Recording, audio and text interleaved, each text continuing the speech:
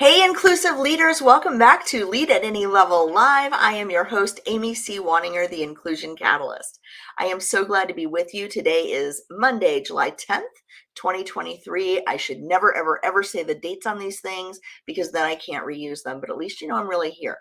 So I want to welcome you all, and I want to give a quick update because a couple weeks ago, I told you about some personal stuff that was going on, and I know some of you have been worried, and people have called and DM'd and messaged and texted and all of that. So thank you for your concern.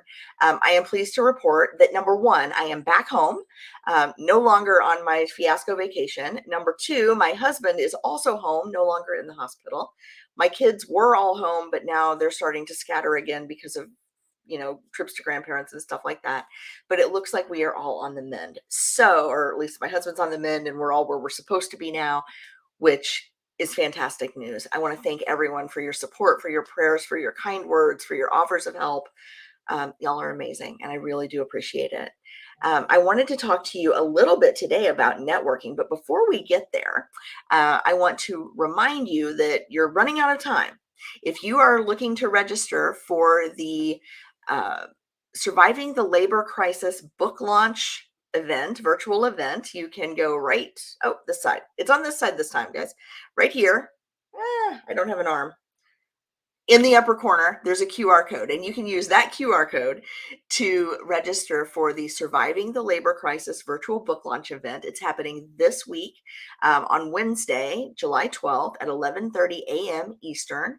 Runs for 90 minutes. You are going to get, are you ready for this? You are going to get tips for how to keep your employees and keep them engaged when retention costs, or I'm sorry, when turnover costs are the highest they've ever been, when productivity is slipping across the country, and we're going to tell you exactly how to keep that from happening in your organization. You're going to find out why it's so hard to find good help these days, and I'll give you a hint. It's not because people don't want to work anymore.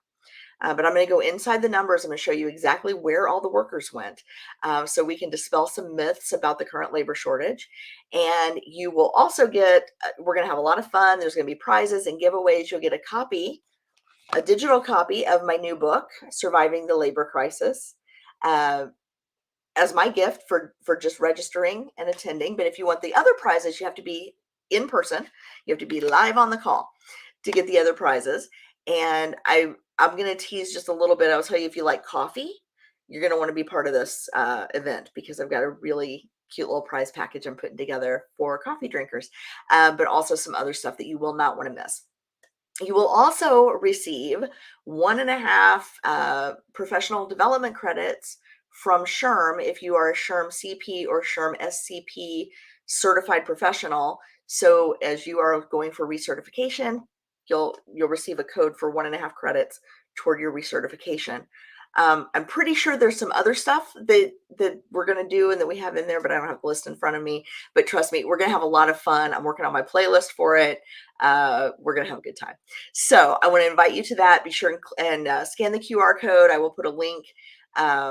There are links everywhere all over my social media feed, but I'll make sure that there's a link so that you can register for that. You'll want to be sure and register before Wednesday. Now, even if you can't come on Wednesday and you can't be there live for all of the fabulous prizes, still register because you'll be able to catch the replay for at least a week after, and you'll still get your SHRM credit, and you'll still get a copy of the book and all of the valuable insights that are going to come with that event. So I hope to see you there. I've got several people registered now. It's kind of a good turnout, and I'm really excited.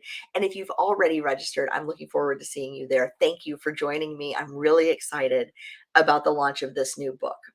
Okay, all of that's out of the way. Now I can get to the main event today. So let me just tell you a little bit about who I am in case you're joining me for the first time. My name is Amy C. Wanninger. I'm the Inclusion Catalyst. I'm the founder and CEO of Lead at Any Level. What we do at Lead at Any Level is we work with companies that promote from within to help them keep their employees and keep them engaged. And that results in lower turnover costs, greater productivity, and more innovation for those companies. One of the ways you can help your employees stay engaged, and one of the ways that you can mitigate against this labor crisis, is make sure your employees are well connected. Now, a lot of companies say, whoa, we don't want our employees to network. They might leave us. Wrong. Bad idea. Because what happens is if your employees are well connected, and they like where they work. Two parts to this, right? They're well connected and they like where they work. They're going to bring other people in, right? But if they're well connected and they don't like where they work, say goodbye. So you got two jobs here. But I have some help today in talking about how to keep employees well connected and engaged. Now, you remember a couple weeks ago, I told you you should always hire a National Speakers Association affiliated speaker. Why? Because they're super professional. They are going to do the best job they can for you. They're only going to speak in their areas of expertise and so many other reasons. But the main reason, the one that the internet can't tell you about, is what amazingly good people are affiliated with NSA. And I have one of them with me today. So I want to welcome fellow speaker, author, workshop facilitator, and fellow NSA member, Kimberli Speight. Let me bring her up here. Here we are. Hi, Kimberli. Hey, Amy, it's great to be here. It is so great to see you. Let me get this QR code off your face. Oh. Hey, your event sounds like it's going to be amazing. And you mentioned coffee too. I'm super excited about that. We got to have coffee if we're going to survive any kind of labor crisis, right? Oh my gosh, yes. Caffeine is not optional. Hey, but you know what you mentioned, though, was really interesting because you mentioned if you are, if your people are connected and they like what they do, they'll stay. Well, probably if they're connected, they are going to like the company and what they do. I think they go hand in hand. So that's awesome. That is a very good point. Now, you do a lot of work around networking and relationship building. And a lot of people think networking is about, the way I explain it is, looks a little like a used car salesman passing out business cards like a blackjack dealer in Vegas, right? And that's not networking. No, but that's what a lot of people have that connotation, right? And But we were that's just chatting a little bit earlier, and the way I define networking is simply relationship building. absolutely. So if you were going to talk to my audience of inclusive leaders or aspiring inclusive leaders about why networking is so important, what would you tell them? Oh my gosh. So networking is so important in the workplace because it helps people know who else is available on the team, what their gifts are, because they've built the relationship with people. And so it makes your teams work better. It helps with that internal engagement. It helps with building trust. It helps. So like you were saying earlier, it helps with that innovation, all of that. If I'm working with somebody and I need some help with something, they're probably going to lean forward a little bit more to help me if they know me, like me, and trust me because we've built that relationship. And conversely, I'm going to do the same for a leader, right? Who's on your team? Do you know them? Do you know what their giftings are? Do you need a spot that you need to fill? And if you do, who in the organization can fill that spot?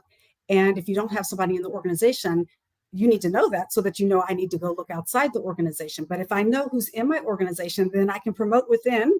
And then people in the company go, hey, this is upward mobility. So this is a great company. So I think it's so important on so many levels. I agree with you. And, it's interesting because if you ask people, how does work get done in your organization? A lot of them will point to the org chart and they'll say, well, this manager is the leader of this team and this manager is the leader of this team and they interact in these ways.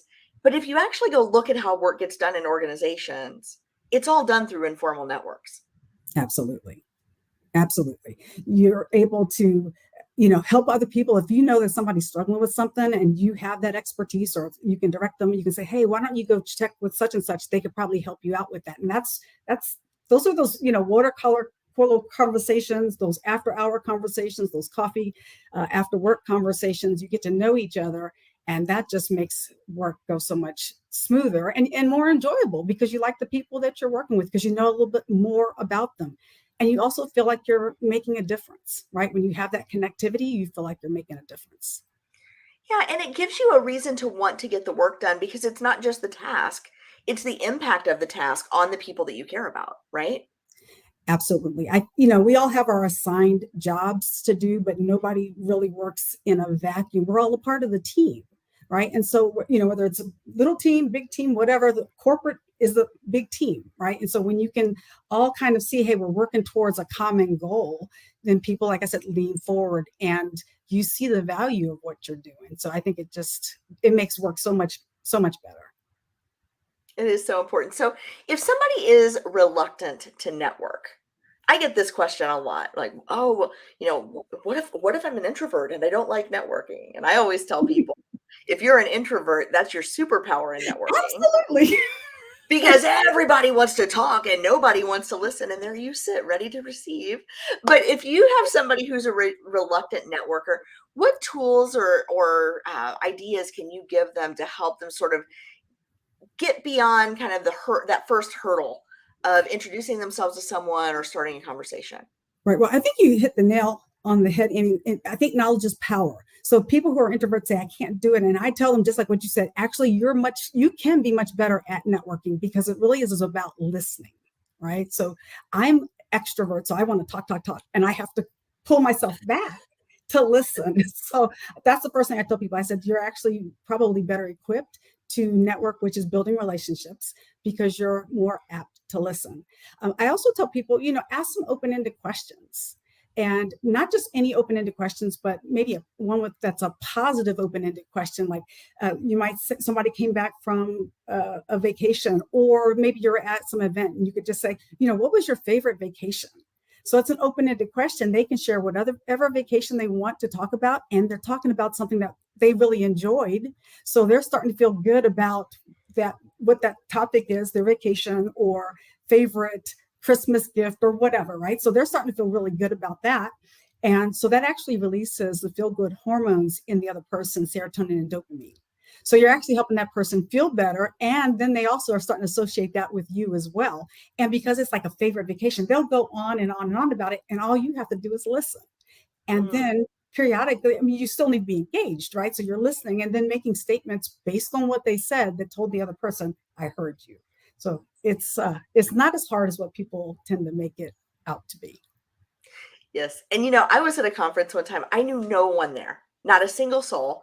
It was a huge national conference. I was there to speak, and I didn't know anybody there. I didn't know all that much about the organization or the people in it, right? I was pretty new in what I was doing. And I mean, I knew enough to know like what the organization stood for and kind of the Yeah. values and the purpose of it. But I really didn't understand like the nuts and bolts of the work that the people were doing.